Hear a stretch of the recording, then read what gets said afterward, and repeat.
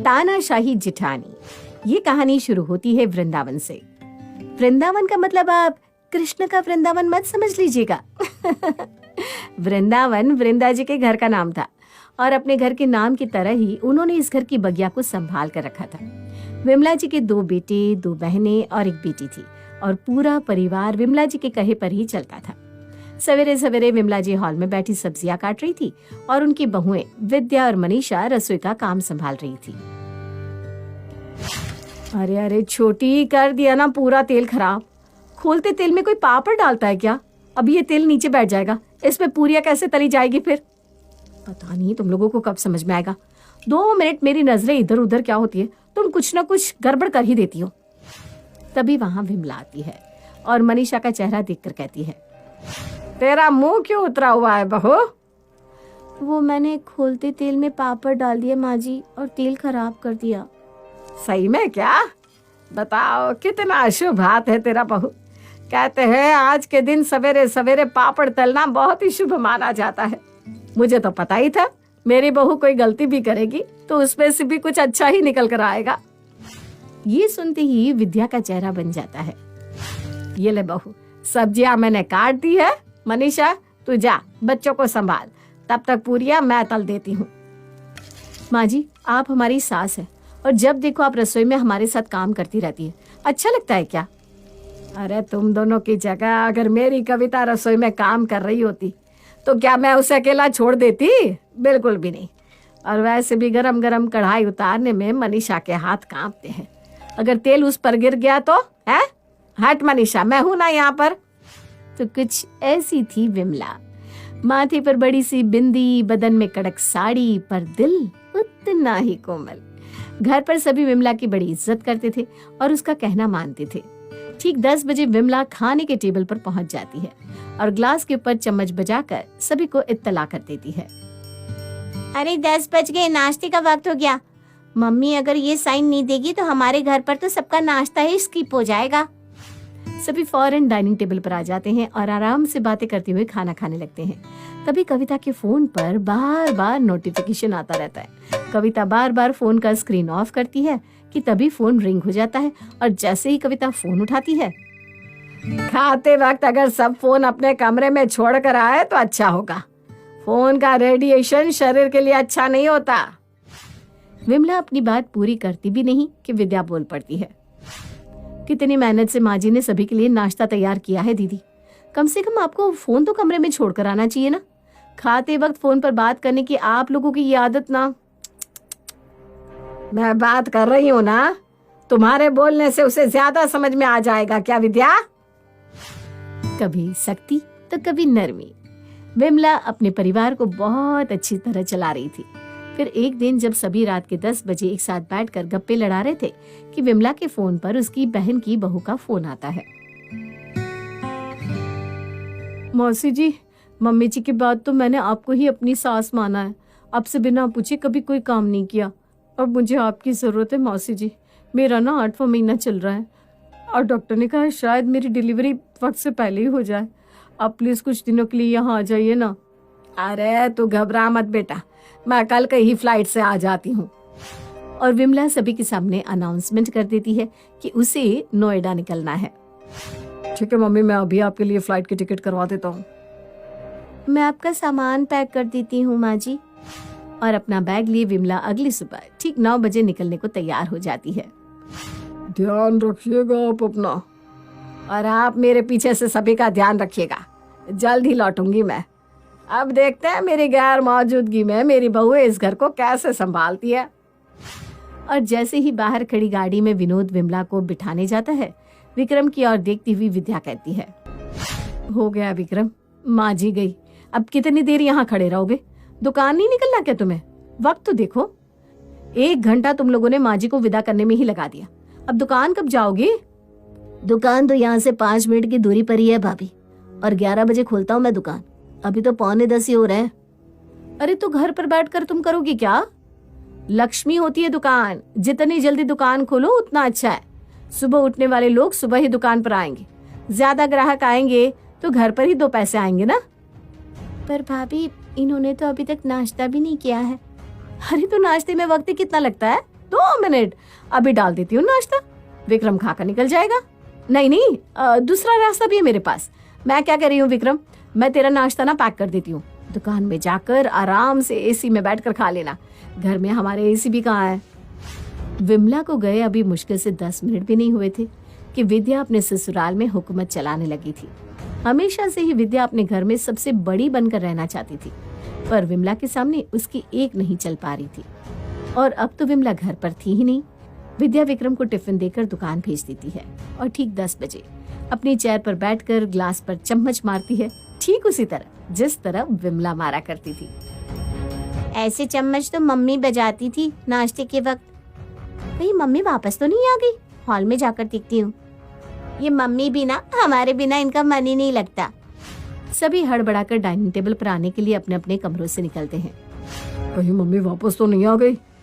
कि तभी सबकी नजर पड़ती है विद्या पर। घर पर मम्मी जी नहीं है, इसका मतलब ये नहीं कि लोग अपने मुताबिक नाश्ता करेंगे। 10 बजे हमारे घर पर हमेशा ही नाश्ता होता आया है और आज भी इसी वक्त पर होगा। अच्छा है, बहू तो सब संभाल रही है, तो मुझे ज्यादा ध्यान देने की अब जरूरत नहीं पड़ेगी। ये कहता हुआ मुरली जैसे ही अपने प्लेट में पूरियां डालने जाता है, अपने ससुर का हाथ रोकते हुए विद्या कहती है, आपके लिए मैंने ये फुलके बनाए पापा जी। 60 के ऊपर होने के बाद पूड़ियाँ शरीर के लिए बहुत खराबी करती है। इतना तेल खाएंगे ना आप तो आपको हार्ट प्रॉब्लम भी हो सकती है। समझदार है, आज का जमाना जानती है। तो सही बोल रही होगी बहू, मैं ये फुलके खा लेता हूँ। जहाँ सभी साथ में पूरियाँ खा रहे थे, मुरली को फुलके खाने पड़ते हैं। ये देखकर कविता को बहुत बुरा लगता है और वो बोल पड़ती है, पर भाभी पापा कोई बीमार तो नहीं है और मम्मी ने तो कभी उन्हें पूरियां खाने से नहीं रोका। इंसान का दिल दुखी रहता है तब उसे 10 बीमारियां हो जाती है। खा पी कर मौत से रहने पर कोई बीमारी नहीं होती। ऊपर से तो ये पूरियां भी ना घर की बनी हुई है, कोई पाम ऑयल से थोड़ी ना छानी हुई पूरियां है। कविता की बात पर विद्या कोई जवाब नहीं देती। कविता फिर कहती है, भाभी एक बार खाना शुरू हो जाए तो फिर क्यों बोलना है? खाते वक्त बोलना नहीं चाहिए दीदी, आप खाना खत्म कीजिए। और वृंदावन की बड़ी बहू विद्या पूरी तरह कंस की बहन पूतना की तरफ व्यवहार करने लगी थी। एक दोपहर अपने कमरे में मनीषा अपनी माँ से फोन पर बात कर रही थी। हाँ मम्मी, मेरी सास तो प्रिया दीदी की डिलीवरी करवाने गई है। हफ्ता भर तो हो ही गया होगा समदन जी को गए। नहीं मम्मी, अभी तो बस 3 दिन हुए हैं। भगवान करे वहाँ सब कुछ अच्छे से हो जाए। उनको कुछ दिन ऊपर भी लगे तो कोई दिक्कत नहीं है, सब तो मैनेज हो ही रहा है। इतने दिनों से माँ जी कहीं बाहर गांव भी नहीं गई थी, इसी बहाने नया शहर घूम लेंगी। और इसी तरह फोन पर बात करते करते मनीषा किचन में जाकर रोटियां बेलना शुरू कर देती है। यह देखते ही विद्या गुस्से से नॉब बंद कर स्टोव से तवा उतारते हुए कहती है, पूरी रसोई को सर भर कर दो तुम। रसोई में माँ अन्नपूर्णा का वास होता है, यहाँ भी फोन उठाकर ले आई तुम। इसी फोन को उठाकर तुम लोग बाथरूम में ले जाते हो और इसी को रसोई में ले आते हो। ये आप क्या कह रही है भाभी? बाथरूम में तो मैं कभी फोन लेकर नहीं गई। मैं फोन यूज ही कितना करती हूँ। मेरे फोन में तो बस एक मेरी मम्मी का फोन आता है, उनसे बात हो रही थी तो मेरी नजर घड़ी पर पड़ी। दोपहर के खाने का वक्त हो गया था ना, इसलिए मैं बात करते हुए रोटी सेकने आ गई। अरे माँ जगदम्बा, इतनी कृपा न करे आप हम पर। बोल तो ऐसे रही हो जैसे अगर तुमने रोटियां नहीं बनाई तो इस घर में सब भूखे मर जाएंगे। छी छी छी छी छी, तुम तो पूरा धर्म ही भ्रष्ट कर दोगी। मुझे अब पूरी स्लैब साफ करनी पड़ेगी। अच्छा भाभी, मैं स्लैब साफ कर देती हूँ। याद रखना, रसोई में ये फोन पर बातचीत नहीं चलेगी। इसे तुम्हारी आखिरी गलती समझकर माफ कर रही हूँ मैं। नहीं ये क्या उस्तांडे सीख लिए सबने, कोई अपनी मर्जी चला रहा है, कोई अपनी। पर याद रखना, मेरे होते मैं किसी को अपने सर पर बैठने नहीं दूंगी। इसी तरह एक हफ्ता बीत जाता है और 8वें दिन विद्या ठीक विमला की तरह ही माथे पर गोल सी बड़ी बिंदी लगाकर और कड़क साड़ी पहनकर सीढ़ियों से नीचे उतरती है और अपनी सास की ही चेयर पर बैठकर चम्मच बजाकर नाचते होने का आगाज करती है। अरे वाह विद्या, तुम तो बिल्कुल मम्मी की तरह ही तैयार होकर आई हो। मैं हमेशा से ऐसे ही तैयार हुआ करती थी। वो अलग बात है कि घर की झंझटों में इतना वक्त ही नहीं मिला कि साड़ी को आयरन करके पहन सकूं। वैसे कल रात को आपको आने में देर कैसे होगी थी? आप कुछ बोल रही हैं भाभी? आप ही ने कहा था ना खाने की टेबल पर बात नहीं करते। चलिए मनीष भैया, चलिए भैया खाना खाइए, इस सवाल का जवाब भाभी को बाद में दीजिएगा। ये दीदी बहुत उड़ रही है, लगता है उनके पंख काटने ही पड़ेंगे। ये इसी तरह बीच में बहस करती रही तो इस घर में मेरी तानाशाही ज्यादा दिन तक टिक नहीं पाएगी। नाश्ता पूरा करने के बाद कविता अपने भाई के पास जाकर उसे कहती है, बचा लिया ना भैया मैंने आपको, अब आप आराम से किचन से टिफिन लीजिए और ऑफिस निकल जाइए। फिर पूरा दिन सोच लीजिएगा कौन सा बहाना देना है भाभी को। पगली, चल मैं तुझे कॉलेज छोड़ देता हूँ।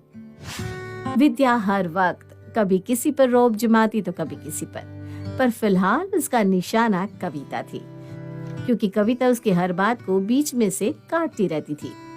दोपहर को विद्या पूरी तरह कविता को अपना शिकार बनाने को तैयार बैठी थी कि तभी उसकी नजर खिड़की के बाहर पड़ती है, जहाँ वो देखती है कि कविता किसी लड़की के साथ बाइक से कॉलेज से लौटी है। थैंक्स अ लॉट प्रेम।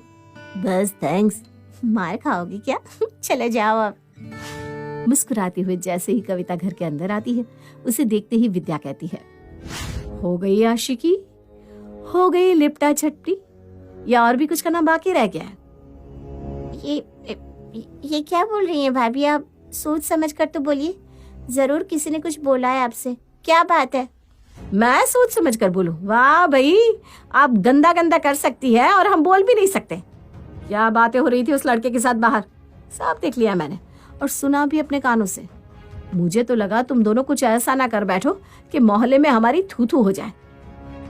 बाहर ही आने वाली थी मैं कि भगवान का शुक्र है कि तुम्हारी इस भ्रष्ट बुद्धि में थोड़ी समझ आ गई और तुम अंदर आ गई। कौन था वो आवारा? कॉलेज के बहाने ये सब कर रही हो तुम? विद्या जोर जोर से चिल्लाने लगती है। उसकी आवाज सुनकर मनीषा और मुरली वहां आ जाते हैं। बहुत हो गया भाभी, मैं अब एक और फालतू लफ्ज बर्दाश्त नहीं करूंगी। वो लड़का कोई ऐसा वैसा आवारा लड़का नहीं है, सरकारी नौकरी है उसकी। मम्मी उससे मिल चुकी हैं और मम्मी ने कहा है कि प्रिया भाभी के घर से आने के बाद वो हमारी शादी की बात करेंगी। बिल्कुल मिलाया होगा आपने माँ जी से किसी को, पर मैं कैसे मान लूं कि बाहर जो लड़का आपको छोड़ने आया था ये वही लड़का है जिससे आपने माँ जी से मिलवाया है? आजकल की लड़कियों का शातिर दिमाग मैं अच्छी तरह से जानती हूँ। आने दीजिए आपके भैया को, अब वही आपसे पूछेंगे कि ये प्रेमी आशिक दीवाना कौन था। मुझे अपनी बेटी पर पूरा भरोसा है, अगर वो कुछ कह रही है तो उसकी बात में सच्चाई जरूर होगी। तुम्हें ज्यादा दिमाग चलाने की जरूरत नहीं है बहू। आपकी तो खुद की उम्र हो रही है बाबूजी, आपको क्या 3-5 में समझ आएगा? वो तो माँ जी थी तो घर संभल कर चल गया, वरना आपके भरोसे रहता तो पता चला हम सड़क पर होते। ये इस घर में क्या हो रहा है? बड़प्पन के नाम पर जेठानी जी ने तो तानाशाही मचा कर रख दी है। मुझ पर हुकूमत करते करते अब दीदी और बाबूजी पर भी आ गई है। ये सही नहीं है, कुछ तो करना पड़ेगा। अब विद्या कोई काम नहीं करती और मालकिन की तरह सारा काम मनीषा से करवाती और उसे ताने देती सो अलग। सुबह से तीसरी बार बर्तन धो रही हूँ, परेशान हो गई हूँ मैं। तभी कविता किचन में आती है और अपनी छोटी भाभी के काम में हाथ बटाने लगती है। आप ये सब क्यों कर रही है दीदी? आप जाइए पढ़ाई कीजिए। पढ़ाई तो मैं कर लूंगी भाभी, पर ये कौन सी बात हुई कि विद्या भाभी दिन भर खुद तो आराम करती हैं और सारा काम आपसे करवाती हैं। आप अपने कमरे में जाइए और उन्हें किचन में बुलाइए।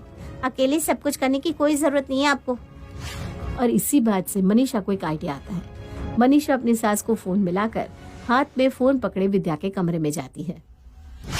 भाभी चलिए ना, रात के खाने की तैयारी कर लेते हैं। सिखा तो दिया तुम्हें खाना बनाना, अब भी अकेले खाना नहीं बना पा रही हो क्या तुम? और ये नाइटी कैसे पहन ली तुमने? ऐसे कपड़े पहनने तो कमरे में अपने पति के सामने पहनो, मेरे सामने नहीं चलेगा। साल भर हो गया शादी को और इनका दिखावा खत्म ही नहीं हो रहा। पर भाभी, पापा जी की तबीयत खराब है, वो तो कमरे में ही खाएंगे और जेठ जी ने फोन करके कहा कि आज रात को वो नहीं आने वाले। बाकी आप सभी तो है घर पर, इसीलिए मैंने नाइटी पहन ली।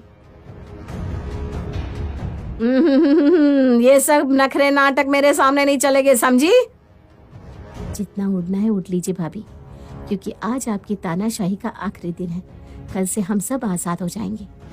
और अगली सुबह जब विद्या आराम से पैर फैलाए अपने कमरे में सो रही थी, उसे अचानक एक गूंज सुनाई देती है।